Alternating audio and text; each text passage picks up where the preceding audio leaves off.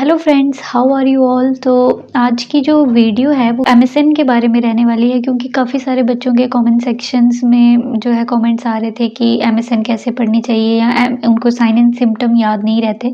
तो first of all जो MSN है वो जो नर्सिंग में सबसे ज़्यादा वास्ट जो हम मानते हैं सिलेबस एमएसएन का ही मानते हैं। तो आज मैं आपको बताऊँगी कि एमएसएन किस तरीके से हम है जो अगर हम नॉर्सेट के लिए प्रिपेयर कर रहे हैं या कोई भी कॉम्पिटिटिव एग्ज़ाम के लिए नर्सिंग की प्रिपेयर कर रहे हैं तो हमें एमएसएन को किस तरीके से कवर करना चाहिए। So first of all MSN को जो एमएसएन तो है बट जो एनाटॉमी है एंड फार्मा है उसको भी आपको कोई अलग नहीं पढ़ना है, एमएसएन के साथ ही पढ़ना है, ताकि आपके 3 सब्जेक्ट कवर होंगे। कैसे कि फर्स्ट जब आप कोई भी सिस्टम स्टार्ट करते हो, फॉर एग्जांपल कार्डियो, तो पहले आपको कार्डियो की थोड़ी सी एनाटॉमी पढ़ लेनी है, जो भी इम्पोर्टेंट चीज़ें हैं एनाटॉमी की वो कवर कर लेनी है। देन आपको एमएसएन जो भी डिजीज़ कंडीशन रहेगी वो पढ़नी है। एंड थर्ड जो भी आपको कार्डियक में जो भी मेडिकेशंस हैं जितनी भी वो सब पढ़ लेनी है। तो इससे आपके जो है 3 सब्जेक्ट कवर होंगे, that is MSN, anatomy and pharma. अब जो सबसे बड़ी प्रॉब्लम है वो है एमएसएन के साइन एंड सिम्टम याद करने में, जो भी डिजीज़ कंडीशन के साइन एंड सिम्टम याद करने में प्रॉब्लम आती है। तो कुछ तो जो डिजीज़ कंडीशंस होती हैं उनके हमारे पास निमोनिक अवेलेबल होते हैं, बट कुछ के नहीं होते, तो वो हमें एज इट इज़ याद करना पड़ता है। सो उसके लिए जो फर्स्ट चीज़ है सबसे पहले कि आपको जो टिप्स एंड ट्रिक्स को आप जितना अवॉइड कर सकते हो उतना करो।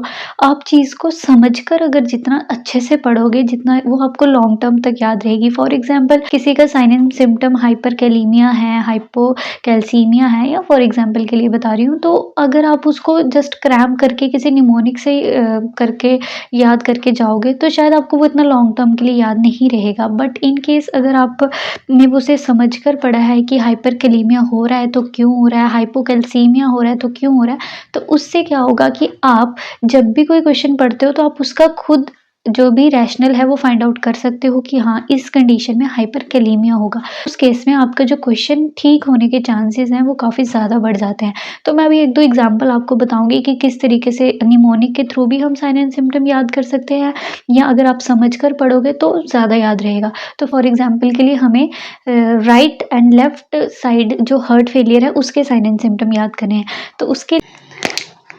तो लेफ्ट साइड हार्ट फेलियर के लिए हमारे पास निमोनिक अवेलेबल होता है, जैसे कि डॉक्टर चॉप।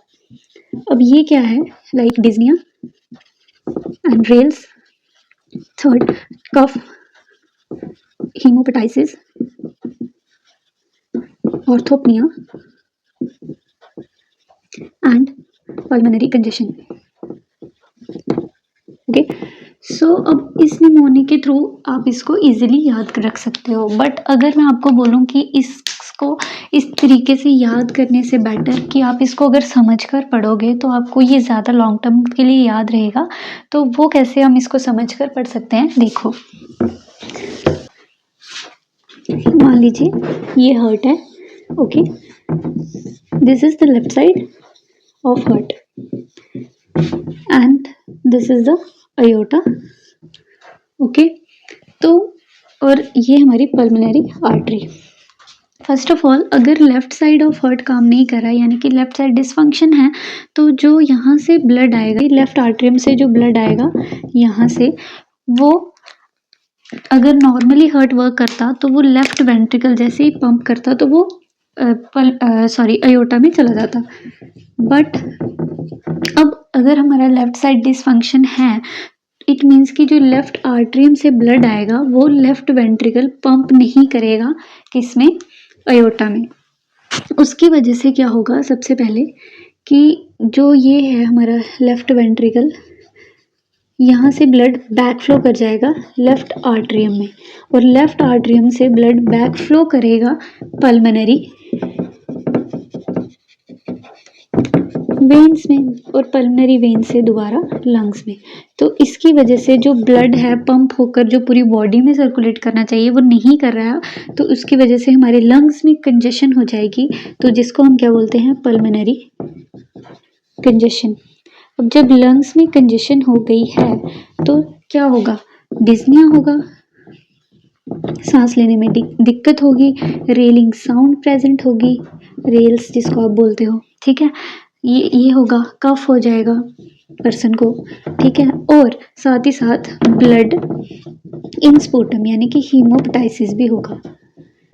तो आप समझ पा रहे हो कि अगर लेफ्ट साइड हार्ट फेलियर हुआ है तो पल्मोनरी सिम्टम्स क्यों आ रही हैं, क्योंकि यहाँ से जो ब्लड ऊपर अयोटा में जाना था वो अयोटा में ना जाकर किस में जा रहा है, लेफ्ट आर्ट्रियम से बैक पल्मोनरी वेन्स में जा रहा है, जिसकी वजह से ये प्रॉब्लम आ रही है। और दूसरा, अब अगर ब्लड अयोटा में नहीं जा रहा है तो अब अयोटा का काम क्या है, अयोटा पूरे हमारी बॉडी में सर्कुलेशन में हेल्प करेगी, ठीक है। बॉडी में ब्लड सर्कुलेट करती है। तो अब जब नहीं जाएगा तो बॉडी में क्या होगा, एक तो सबसे पहले क्या होगा, कार्डियक आउटपुट डिक्रीज हो जाएगा, ठीक है। अब कि जब कार्डियक आउटपुट डिक्रीज हो रहा है तो डिक्रीज परफ्यूजन, जो हमारे बाकी के ऑर्गन्स हैं और अदर हमारी बॉडी का पार्ट है, तो हमारे जो पेरिफेरल पार्ट है वहाँ पे परफ्यूजन भी डिक्रीज हो जाएगी, ठीक है। तो अब देखो साथ में आपको पल्मोनरी सिम्टम्स तो याद हुए, आपको एक्स्ट्रा सिम्टम्स भी हैं जो वो याद हो गए, ठीक है। अगर हम बात करते हैं राइट साइड हार्ट फेलियर की, तो वहाँ पे आपको निमोनिक मिल जाता है ऑफ हेड, जिसमें क्या है, anorexia, weight gain, हिपैटोमेगाली, edema, ascites and distended neck vein। अब आप इस निमोनिक से इसको याद कर लो, ठीक है। बट अगेन वही चीज़, अगर समझोगे तो ज़्यादा टाइम तक याद रहेगा, ठीक है। तो अब क्या है कि ये आपका जो हार्ट है, now this is the right side, right atrium, right ventricle, and यहाँ से आपकी जाएगी पल्मोनरी आर्टरी, ओके। और ये आपका सुपीरियर वेना कावा, ठीक है। अब क्या होगा कि जैसे ही सुपीरियर वेना कावा से ब्लड आ रहा है वो राइट आर्टरी से जाता है, राइट वेंट्रिकल में जाता है, उसके बाद पल्मोनरी आर्टरी में जाता है। बट अब राइट वेंट्रिकल है जो हमारा डिसफंक्शन है, काम नहीं कर रहा है, राइट साइड हार्ट फेलियर है, तो ब्लड क्या होगा, बैक फ्लो करेगा। तो जो सुपीरियर वेना कावा से आया है, जो इसकी ब्रांचेज हैं, मतलब डिस्टेंडेड नेक वेन, यहाँ पे ब्लड इकट्ठा होगा तो क्या होगा, जो हमारी वेन्स हैं वो डिस्टेंडेड दिखेंगी, डिस्टेंडेड नेक वेन, ठीक है। फिर ये जो ब्लड जहाँ जहाँ से आया है सिस्टमेटिकली, ठीक है, तो वहाँ पे क्या होगा, एडीमा हो जाएगा। क्यों, क्योंकि ब्लड आगे जा नहीं रहा है, तो उसकी वजह से हमें एडीमा देखने को मिलेगा। जब एडीमा देखने को मिलेगा तो वेट गेन हो जाएगा, ठीक है। लीवर में जो पोर्टल सर्कुलेशन से ब्लड गया था पोर्टल वेन के थ्रू, वो भी है जो वो आगे नहीं गया, तो जब वो भी वापस आ गया तो हमारा जो लीवर है उसमें क्या हो जाएगी, हिपैटोमेगाली। अब हिपैटोमेगाली क्या होता है, इनलार्जमेंट हो गई लीवर का, ठीक है। तो इस तरीके से आपको याद हो जाएंगे साइन एंड सिम्टम। अब ये एनोरेक्सिया क्यों हो रहा है, क्योंकि जब भी लीवर में कोई प्रॉब्लम होती है, जो फर्स्ट साइन एंड सिम्टम जो हमें देखने को मिलता है दैट इज एनोरेक्सिया, ओके। तो इस तरीके से आप साइन एंड सिम्टम इजीली याद कर सकते हो। अगर हम कोई और एग्जांपल देखें जैसे कि एंडोक्राइन, तो एंडोक्राइन के जो साइन एंड सिम्टम हैं वो याद करना सबसे ज़्यादा इजी है, क्योंकि आप एक डिजीज़ के साइन एंड सिम्टम याद करोगे तो आपको दूसरे के ऑटोमेटिकली हो जाएंगे। फॉर एग्जांपल हाइपरथायराइडिज्म,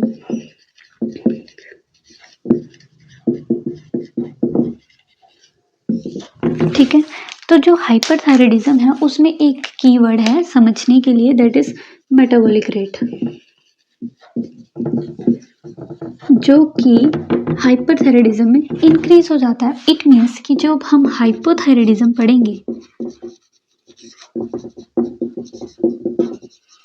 तो मेटाबॉलिक रेट डिक्रीज हो जाएगा। और इसी से आप क्या करोगे, साइन एंड सिम्टम याद कर लोगे। कैसे, जैसे अगर मेटाबॉलिक रेट है, अगर मेटाबॉलिक रेट इंक्रीज है, इट मीन्स कि जो पर्सन है उसमें हीट ज़्यादा जनरेट हो रही है, तो वो पेशेंट हाइपरथर्मिक होगा, ठीक है। उसमें एनर्जी ज़्यादा होगी। जब मेटाबॉलिक रेट ज़्यादा है तो मतलब फास्ट एनर्जी कंजप्शन हो रही है, और तो उसकी वजह से पर्सन है जो वो थिन होगा, ठीक है, थिन होगा। एंड उसमें हीट इंटॉलरेंस होगी, क्योंकि इतनी ज़्यादा हीट उसमें प्रोड्यूस हो रही है, उसको स्वेटिंग ज़्यादा होगी, ठीक है। एंड उसमें टैकीकार्डिया होगा क्योंकि एनर्जी ज़्यादा है, टैकीकार्डिया होगा, एजिटेशन होगी, ठीक है, ट्रेमर्स आ सकते हैं, ठीक है। तो ये हम किसके थ्रू याद रख रहे हैं, इंक्रीज मेटाबॉलिक रेट के थ्रू। अब नेक्स्ट मेटाबॉलिक रेट डिक्रीज है हाइपोथायराइडिज्म में, तो क्या होगा, पहले तो पर्सन को हाइपोथर्मिया होगा, वो कोल्ड होगा क्योंकि एनर्जी या आप बोल सकते हो हीट है जो वो इतनी ज़्यादा प्रोड्यूस नहीं हो रही है। दूसरा, जो भी वो खा रहा है उसको वो स्टोर ही हो रहा है उसकी बॉडी में, वो उसमें कहीं एनर्जी प्रोड्यूस नहीं हो रही है, मतलब वो स्टोर ही हो रहा है, तो वो पर्सन कैसा होगा, फैट होगा। सेकंड, उसमें कोल्ड इंटॉलरेंस ज़्यादा होगी, उस पर्सन को ठंड ज़्यादा लगेगी, क्यों, क्योंकि हीट प्रोड्यूस नहीं हो रही है। सेकंड, उस पर्सन में ब्रैडीकार्डिया होगा क्योंकि हीट इतनी जनरेट नहीं हो रही है, वो इतना एक्टिविटी नहीं कर रहा है, तो ब्रैडीकार्डिया होगा, ठीक है। इस ऐसे पेशेंट्स में डिप्रेशन के साइन देखने को मिलते हैं, जैसे ये वाले जो हाइपरथायराइडिज्म वाले पर्सन होते हैं, इनमें एजिटेशन, ट्रेमर, एंजाइटी, एंक्शियस ज़्यादा होते हैं, बट ये वाले जो पेशेंट हैं थोड़े लेजी, डिप्रेसिव, इस टाइप का इनमें साइन एंड सिम्टम देखने को मिलता है। तो जितना आप रिलेट करके पढ़ोगे उतना आपको ईजिली याद हो जाएगा। जैसे ये तो हो गया हाइपरथायराइडिज्म की बात, उसी तरीके से जो एंडोक्राइन है उसमें कुछ कुछ कीवर्ड्स होते हैं, लाइक अगर आप पैराथायराइड के पढ़ रहे हो, ठीक है, तो उसमें आपको कैल्सिटोनिन का याद रखना है, कैल्शियम के क्या फीचर होते हैं वो याद रखने हैं, उसके अकॉर्डिंग आपके साइन एंड सिम्टम बन जाएंगे, ठीक है। एसआईएडीएच पढ़ रहे हो अगर आप, ठीक है, तो उसमें आपको एडीएच का क्या मेन फंक्शन है वो याद रखना है। इस तरीके से जब आप पढ़ोगे तो आपको साइन एंड सिम्टम ईजिली याद हो जाएंगे। इसे एग्जाम्पल ले लेते हैं नेफ्रोटिक सिंड्रोम की।